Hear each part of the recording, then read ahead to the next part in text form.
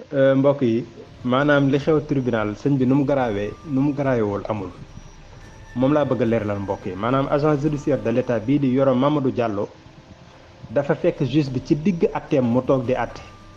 mu woo ko ne ko kaay ñu wéet juge bi arrêté atte bi dugg ak moom ci biir maanaam mu koy wax loo xam ne mën nañ ko jàppe ay menaces maanaam di ko xamal ne ko yow ndakate juge bi Ousmane Sonko mii ngay atte adjoint am Pastef la bokk adjoint am ca mairie ba te loolu sax amul turu mel noonu sax amul ci adjoint yay liggéey ca mairie bu Ziguinchor maanaam juge bu toog di àtte sëñ bi nga dagg ab àtteem dugal ko ci biir wéet ak moom te moom agent judiciaire de l'état boobu di Yoro Mamadou Diallo état moo ko fa yebal fu mu toll di woowante téléphone ak état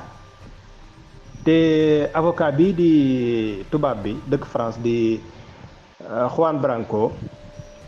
nee na état bu Sénégal fi mu toll nii mi ngi teg pression juge bi